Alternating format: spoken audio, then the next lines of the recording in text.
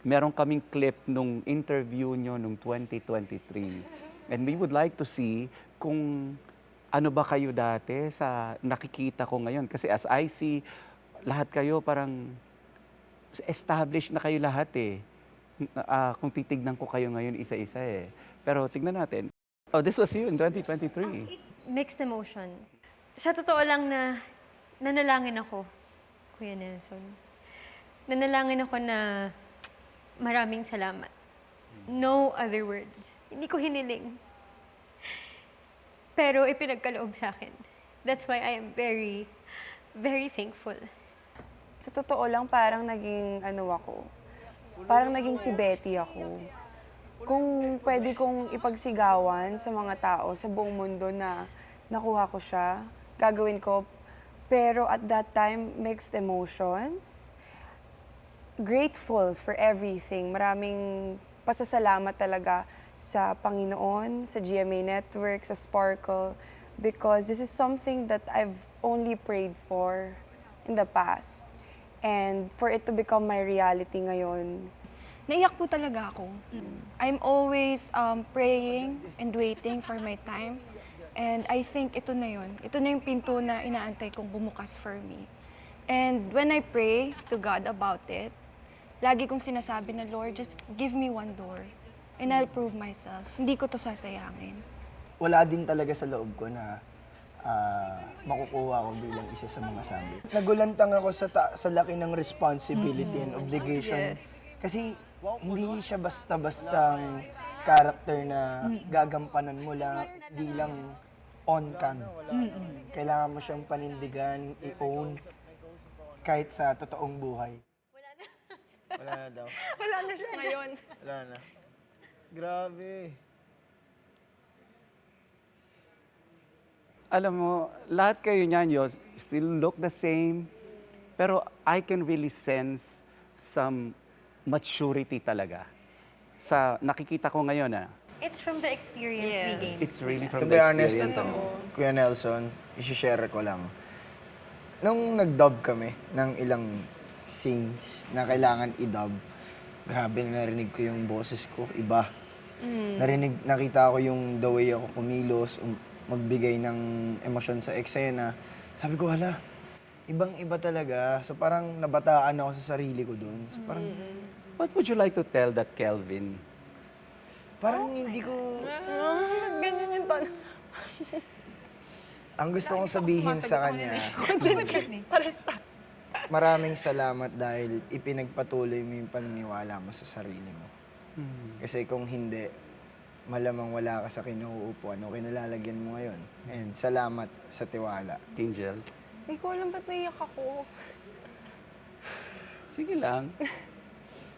You earned it. I know. Siguro parang I see myself there. I know how much doubt I had back there. And I don't know how to say it, pero having the people, the bosses, naniwala sila sa akin, na kaya ko. Nakita nila sa akin si Dea. Sobrang laking bagay nun, Kuya Nelson. At that point, kahit alam kong ako na si Dea, sa isip ko, hindi pa rin ako sure. And gaya ng sabi mo, you see na, we all mature.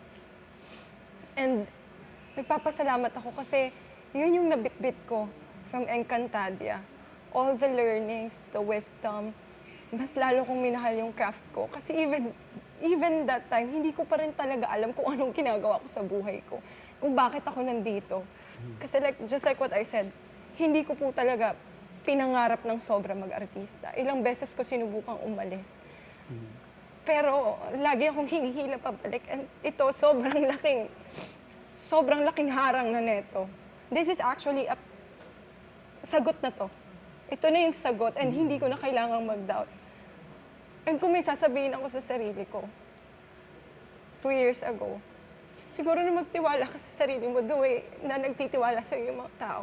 And sobrang nagpapasalamat lang po talaga ako. Faith? Saya marinig nun, no? I'm sure meron ka rin sasabihin doon sa younger Faith. Yes. Katulad actually ng mga sinabi ni Dea at Adamus, gusto ko lang din magpasalamat sa sarili ko for being strong, for being fearless, for finding courage habang nasa sa lugar ka ng buhay mo na hindi mo alam kung saan hahanapin yung hope. Kasi ang hirap malunod sa pressure. Sa totoo lang, sa pagpasok ko sa Encantadia Chronicle Sangre, katulad nila, may question mark din sa akin eh, na bakit sa akin siya ibinigay? Anong qualities ang meron ako para ibigay sa akin yung pagiging sangre? Because nga, it's such a big responsibility. At gusto ko lang din magpasalamat siguro sa sarili ko for opening up your heart.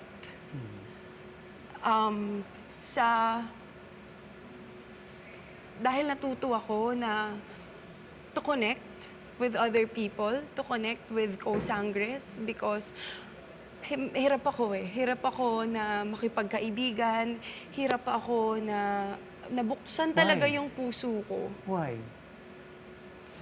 Probably from baggages ng past na natatakot. Lagi akong may fear na tatanggapin ba nila ako? Kasi yung personality ko bilang si Faith, ang laki. Ang mga emosyon ko ang tataas palagi. I'm not sure if tatanggapin ba nila ako sa kung sino talaga ako. But iba din pala yung tapang na ibinibigay ng pag-ask ng help from the people around you. And yung tulong na naibigay sa akin ng mga co-sangres ko, alam ko na hindi ko magagawa ng, or yung journey na to, hindi siya magiging dikit na dikit sa kanila if I didn't ask help from them. Bianx, looking at your interview, kasi ako yung nag-interview niyan eh. And sabi ko nga sa'yo, di ba, at that point, ang tingin ko sa'yo, you're one of the fearless na kilala kong artista. Pero mas may ila-level up pa pala. Kasi seeing you now, I mean, from 2 years ago, iba ka na eh. Salamat, Kuya. I will take that as a compliment. It is definitely a compliment. I feel like, I remember when we had that interview in 2023. And I do remember you telling me na you see me as someone who is fearless. Yes. Someone who's confident and who does the work as how she should. And I think hearing that from you now, I now realize how clear it is kung ano yung iniba ng Bianca today from this Bianca then. And you know what that is, Kuya? Maybe this Bianca was fearless. I was and I am. But the growth that I have attained is that I embraced fear. Wow. This time, I embraced fear. I faced it. And I think this is So, where I'm from coming being from fearless, right now. mas maganda pala nang may konti kang fear.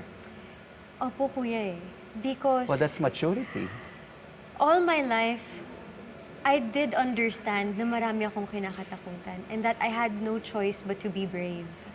Because I didn't have any fallback. I didn't have anyone to catch me when I fell. But then now, I understood the strength in that. I let myself fall. And then I brought myself back up.